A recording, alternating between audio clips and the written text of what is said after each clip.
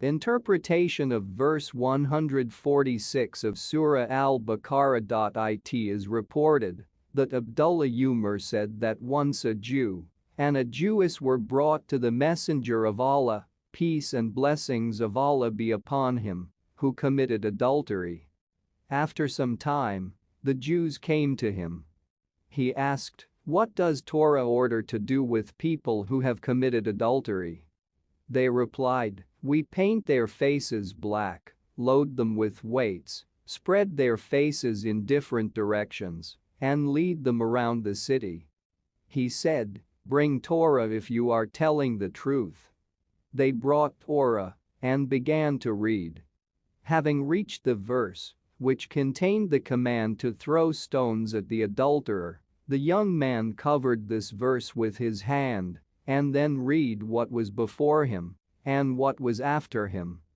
Abdullah Salam, who was standing next to the Messenger of Allah, peace and blessings of Allah be upon him, said, "Tell him to remove his hand."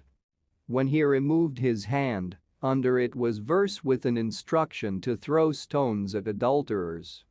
Then the Messenger of Allah, peace and blessings of Allah be upon him, ordered to throw stones at them, and the people immediately obeyed his order. Abdullah Umar said, "I was one of those who threw stones at them, and I saw how he protected her from stones with his own body." This hadith was narrated by Ahmad, Al-Bukhari, Muslim, and Abu Dawud, and its text is given according to the version of Muslim. Interpretation of verse 158 of Surah Al-Baqarah. It is reported that Abu Hurairah said that the Messenger of Allah, peace and blessings of Allah be upon him, said, "The performance of each next small pilgrimage serves as an atonement for what was done between them, and for an impeccable Hajj there will be no other reward than paradise."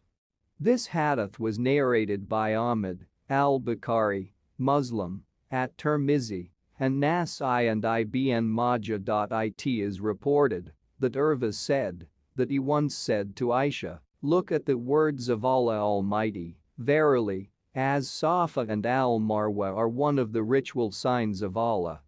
Pass between them."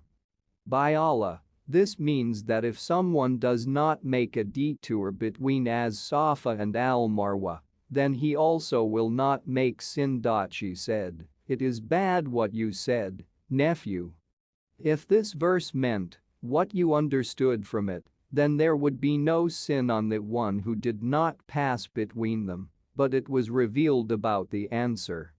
Before converting to Islam, they began the pilgrimage at the idol of Manat, located in the town of Al-Mash'al, and were afraid to make a detour between as-Safa and Al-Marwa.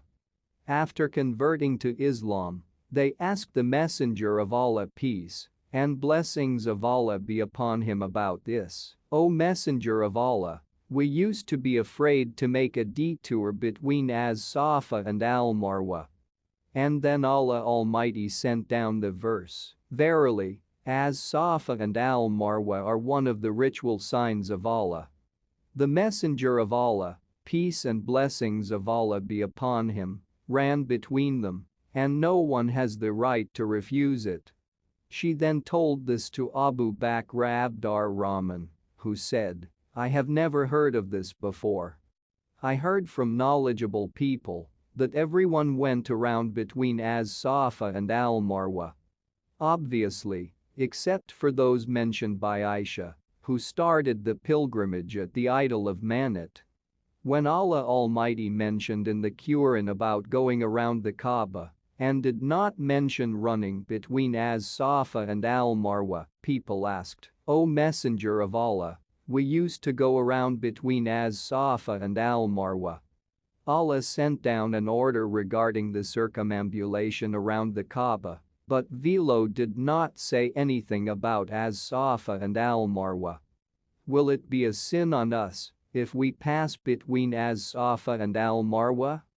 And then Allah Almighty sent down the verse, "Verily, as-Safa and Al-Marwa are one of the ritual signs of Allah." Abu Bakr said, "I heard that this verse was revealed about two groups of people. Some of them considered it a sin to go around between As-Safa and Al-Marwa in times of ignorance, while others considered it a sin already in Islam because by that time Allah Almighty had already ordered to make a round around the Kaaba but had not yet mentioned As-Safa. After that, Allah ordered to pass between As-Safa and Al-Marwa."